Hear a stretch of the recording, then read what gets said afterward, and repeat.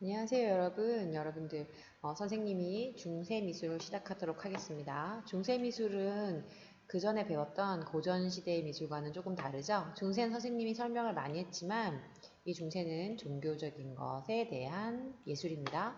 특히 예수님을 위해서 혹은 예수님을 숭배하고자 했던 사람들이 성당 건축을 짓고 예수님의 육신과 마찬가지라고 했던 이 십자가 모양의 건축물을 지었죠. 그래서 이런 건축물, 중세미술은 거의다가 거의 뭐 99.9%가 중세 성당의 미술, 성당을 채우기 위한 미술이었습니다. 여러분들 영상 봤으니까 선생님 간단하게 하고 넘어가겠습니다. 색과 빛의 황홀성을 느끼겠다는 것은 그 안에 스테인드 글라스라든지 모자이크를 꾸밈으로써 어떤 형태는 사실 이집트처럼 약간 딱딱하잖아요. 색과 빛을 더 강조해서 사람들에게 신비스러운 느낌을 주기 위해서 중세는 성당을 굉장히 그런 스테인드 글라스 같은 것으로 아름답게 장식했다고 합니다. 특징은 이집트는 아는 대로 그리는 것이었고 그리스는 보는 대로 그리는 것이었고 중세는 느낀 대로 그리는 미술. 이건 꼭 기억해 주길 바래요. 중세 미술은 한 5세기쯤에 서로마 제국이 붕괴를 하고 나서 15세기에 이르는 르네상스, 15에서 16세기의 르네상스가 일어날 때까지 철학을 말합니다. 자, 중세는 여기 보시면 선생님이 옛날에 썼던 자료를 갖고 왔는데요. 중세 미술을 초기 크리스트교 미술, 비잔틴 미술, 로마네스크 미술, 고딕 미술 4기로 나누죠. 아까 영상에서는 3개로 나눴을 거예요. 근데 초기 크리스트교 미술은 어떤 시대냐면 1에서 4세기니까 예수님이 태어나서 그 박해를 받는 그 기간이죠.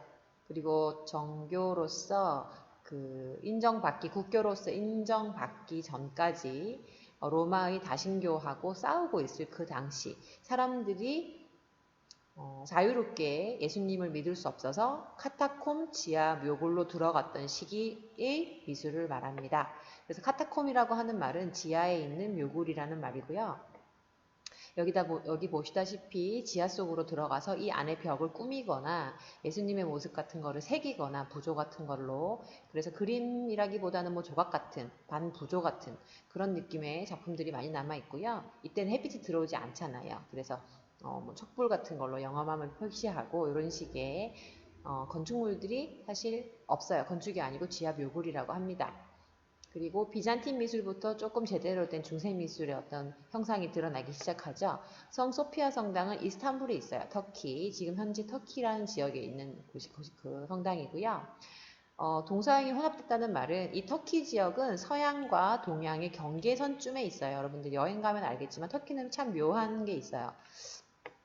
좀 서양스럽기도 하지만 약간 동양의 어떤 문화다가 섞여 있는, 음식도 마찬가지고 서양의 빵 같은 거 이런 것도 좋아하고 하지만 동양적인 맵고 뭐 약간 자극적인 음식 이런 것도 좋아하는 터키가 굉장히 매력 있는 도시인데, 그것처럼 이런 기후라든지 인종의 모습처럼 이런 종교적인 건축물 또한 동서양의 문화가 잘 융합되어 있다고 합니다. 여기 돔이라든지 이런 아치 같은 거 보시면 어때요? 동양적이기도 하고 로마의 아치를 따긴 했지만 여기 뾰족한 첨탑 보시면 이것 또한 애매하게 좀 동양에서 본 것 같은 것 같기도 하고, 서양의 어떤 예수님을 위해서 이렇게 하늘로 높이 올라가고 싶어하는 뭔가 뾰족한 느낌의 서양적인 느낌, 그런 건축물 느껴지기도 하고 매우 묘하죠. 실제로 여기는 나중에 오스만 투르크인가요? 누가 이렇게 점령을 해서 여기를 안에 있는 그 벽화라든지 이런 거를 다 없애버렸던, 그래서 조금 이후에 아픈 역사를 갖게 되는 그런 건축물입니다. 동서양이 혼합되었고 동과 첨탑 두꺼운 벽이 있고 안에 뭐가 있냐면요, 모자이크가 생겨나기 시작했어요. 근데 이때 모자이크는 그렇게 두드러지지 않았어요. 조금 투박한 표현이었죠. 아까 영상 보셨죠?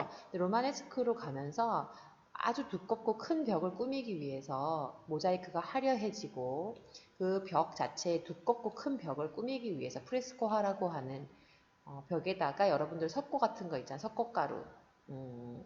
우리가 발 다치거나 하면은 기부스하는 그 석고를 촉촉하게 만들어서 물감을 바르면 물감이 벽에 스며들어요. 그러면서 벽하고 물감이 하나가 되면서 굉장히 견고한 그림으로 완성되는 거예요. 그래서 그런 두꺼운 벽을 장식하기 위한 프레스코화가 유행했다. 구체적으로 볼 거예요. 이 뒤에서. 고딕 미술은 여러분 보다시피 아주 수직적이고요. 이 벽들이 굉장히 얇아지고 철근 콘크리트 같은 그런 구조물을 쓴 것처럼 이렇게 굉장히 아주 섬세하고 유리 같은 것도 많이 이용하고 벽도 굉장히 얇아지고 창문이 커지죠. 벽이 얇아진다는 것은. 그런 식의 건축물이 많고요. 많이 무너졌대요. 초반에는. 많이 무너지고 또 다시 짓고 하는 과정을 겪으면서 이렇게 완성이 된 거예요. 밀라노 성당이라고 하고요. 선생님, 밀라노는 안 가봤습니다. 하지만 다른 데 갔는데 고딕 건축 봤는데 아주 장엄하다고 생각했어요. 선생님 개인적으로는 고딕 성당 좋아합니다. 수직적인 형태와 수직적인 어떤 상승적인 이런 특징을 갖고 있고요. 스테인드 글라스. 스테인드 글라스는 유리에 생유리를 입힌 창문을 말하는 거죠. 이런 거 특징이고요. 초기 비잔틴이 아니고요. 이거 초기 크리스트교예요. 오타 났네요. 자, 볼게요. 그 다음에 중세미술은 건축이 가장 사실 중요하고 그 다음에 중요한 게 회화인데 회화라고 딱히 할 게 없어요. 회화는 재단화라고 하는 그냥 판넬에 그린 것들하고 벽화들이 조금 유명한데요.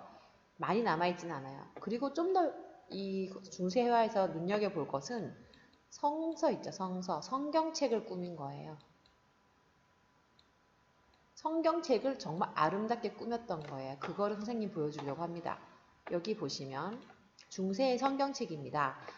책 크기는 그렇게 크지 않아요. 책의 크기는 크지 않지만 예수님의 모습을 여기다가 새기고 금박으로 이렇게 입혔어요. 엄청 장식적이었고 이 책 한 권이 웬만큼 못 사는 사람은 집 한 채 그 가격하고 같았다고 합니다. 왜냐하면 당시에는 인쇄를 못 하잖아요. 인쇄술이 없었어요. 그렇기 때문에 인쇄하지 못하는 사람들이 하나씩 책을 만들어서 손으로 필사본이라고 해요. 그래서 성경에 필사본이 유행했다라고 합니다. 적어 놓으세요. 필사본.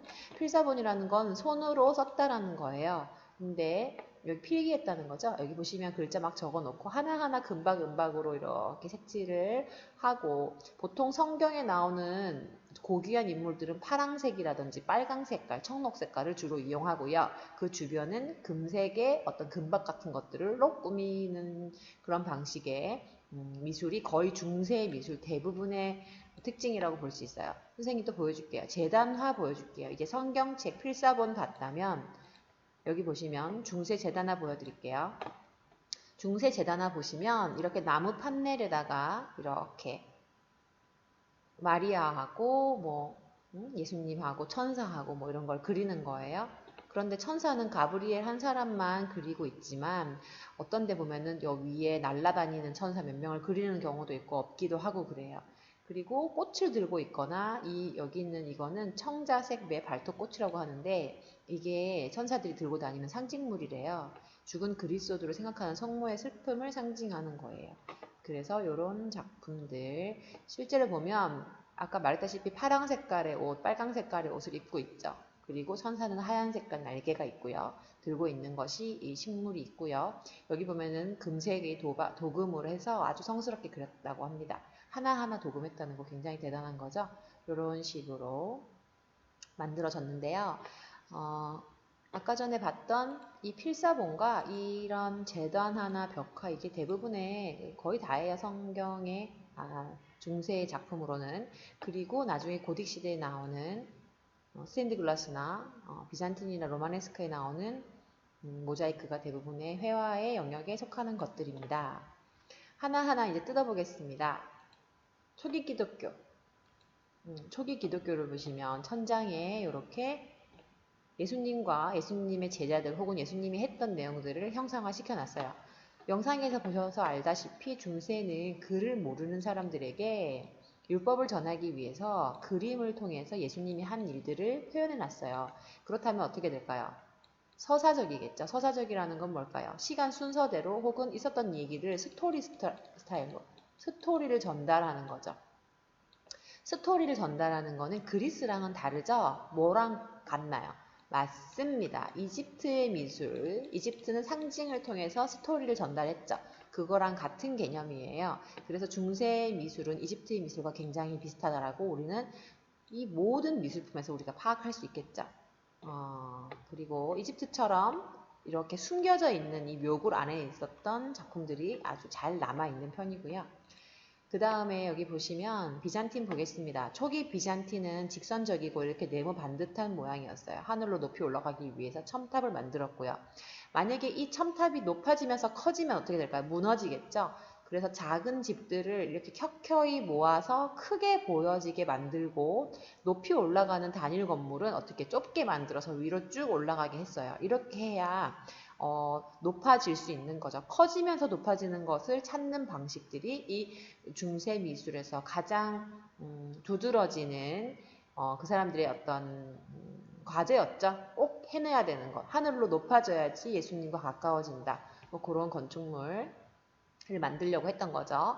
비잔틴은 궁룡과 첨탑이 유행했습니다. 아까 말했다시피 이게 공룡이라고 해요. 공룡이고 다분히 이건 조금 동양적인 요소가 좀 있습니다. 사실은 첨탑이라는 건 약간 서양적인 요소, 수직적인 요소를 찾고 있죠.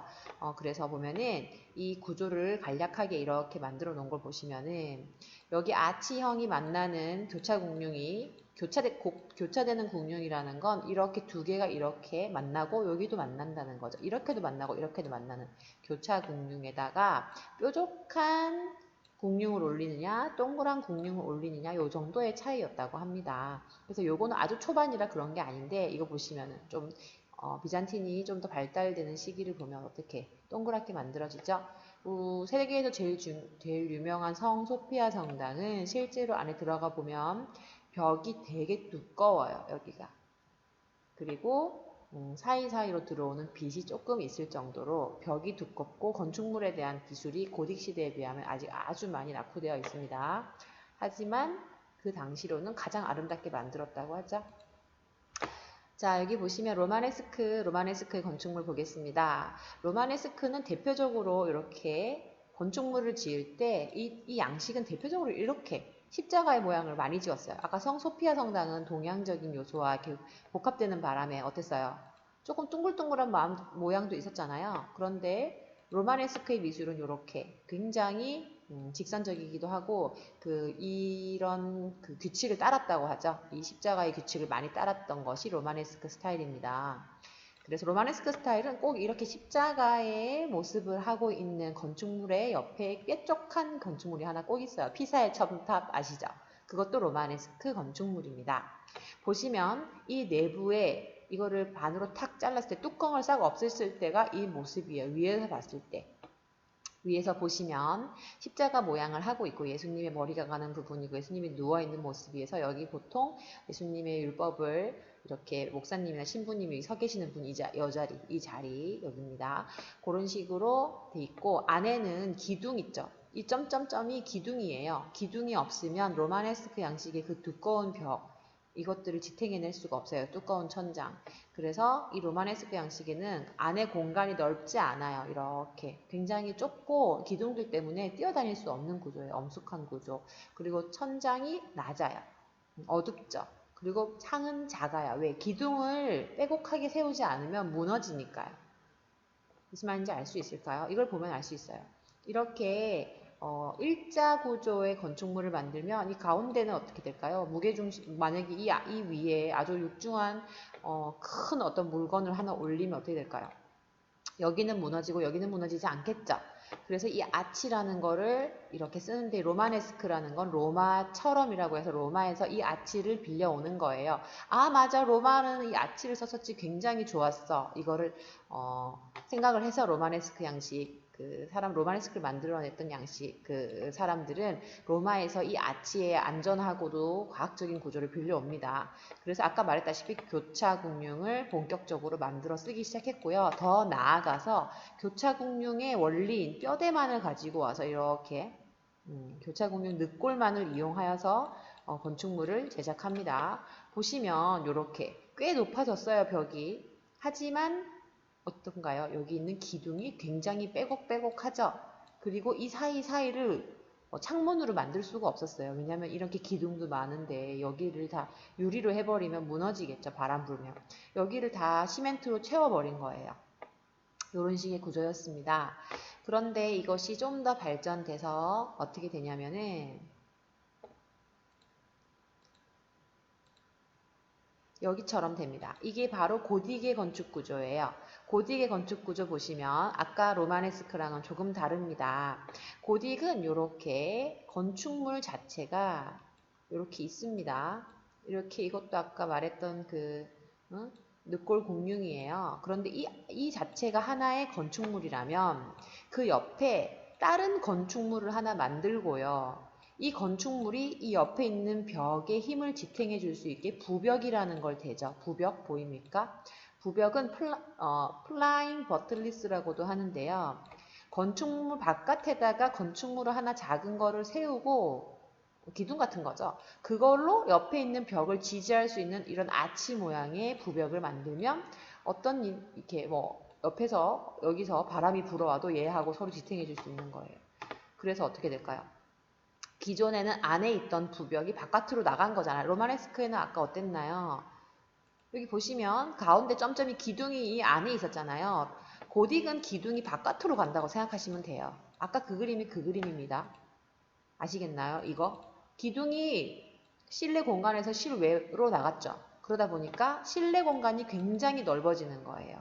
그래서 여러분들 영상에서 보신 것처럼 고딕은 건축물 자체 안에 내부가 굉장히 시원하게 뚫려 있습니다. 그리고 조금 고딕과 로마네스크의 차이라고 하신다면 로마네스크는 수평적이고 나지막하게 만들었고 첨탑을 하나 만들었던 구조예요. 그리고 팀파늄이라고 하는 게 있는데요. 딱딱한 초기 양식이라고 적어놨는데 팀파늄은 여러분들 그 성당 같은 데 보면 이렇게 있으면 문이 있잖아요. 문이 이렇게 입구 들어가는 요 위에다가 뭘 새겨놓거나 만들어 놓는 걸 말해요. 이걸 팀파늄이라고 하는데 로마네스크 양식의 팀파늄은 굉장히 딱딱합니다. 옛날 이집트 모습처럼. 그리고 벽에다가 이렇게 새겨놓은 정도의 부조 형식을 띠고 있습니다. 부조 여러분들 알고 있죠? 한쪽 면에서만 볼 수 있는 거. 그런데 이후에 이거 이렇게 생긴 거 여기를 팀파늄이라고 합니다. 팀파늄이라고 하는데 여러분들이 선생님이 비교해 놨어요. 로마네스크의 팀파늄과 고딕의 팀파늄을 보시면 어떤가요? 로마네스크의 팀파늄은 굉장히 구조적이고 딱딱하고 평면적이죠. 사람 여기 배가 나왔다고 해서 볼록한 게 아니고 일자로 돼 있잖아요. 완만하게 떨어지잖아요. 여기 보세요. 이거는 고딕 팀파늄이에요. 이거예요. 이렇게 로마네스크, 이거는 고딕. 보시면 여기는 팀파늄 굉장히 화려하고 이 안에 스테인드 글라스까지 있어요. 그럼에도 불구하고 또 다른 것도 있어요. 이만큼을 확대시켜 놓은 게 바로 이 사진이거든요. 옆에 있는 예수님의 제자들 보세요. 굉장히 입체적이죠?